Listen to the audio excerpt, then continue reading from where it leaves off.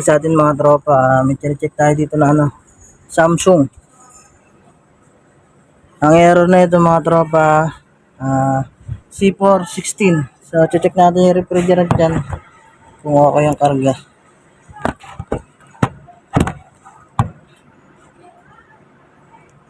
Mainit yung pwesto natin mga tropa. Init. Sana tayo nasa bubong. So yung unit dito nila ma'am, marami-rami rin. Nasa ano ata. Parang ang unit nila ma'am dito nasa 20. So check natin yung pre-on.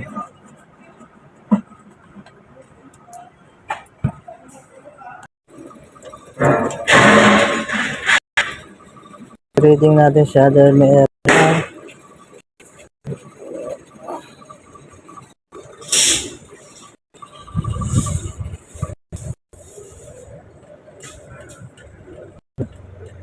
So C416 mga tropa, na-solder natin siya, not running. Ano. So ang nakuha natin na reading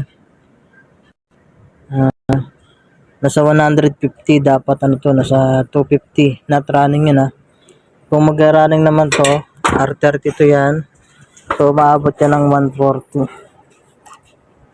So dito pa lang nakita na natin yung problema. Ano siya, undercharge. Naman natin sa Sprite.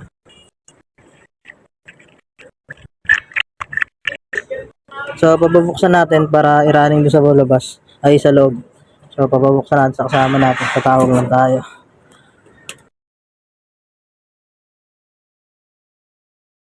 Yan, so mga tropa, gumana na yung pinaka-order natin. Ayan.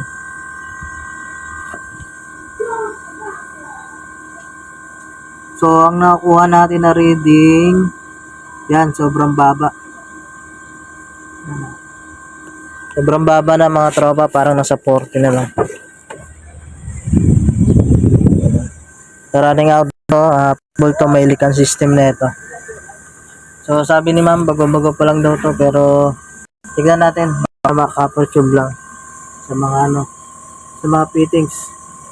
So pabas naman siya ng bahagya, pero hindi na normal talaga. Sa 50 lang. Ayan.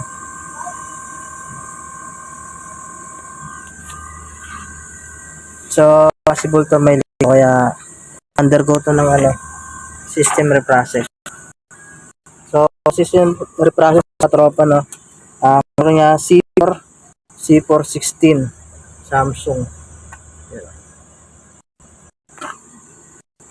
C416. So gawin natin dito process natin pinaka. Sana nakapanood niyo mga tropa. C416 na error, Samsung na bagong model. R30. Ayan. So yun lang mga tropa. Thank you and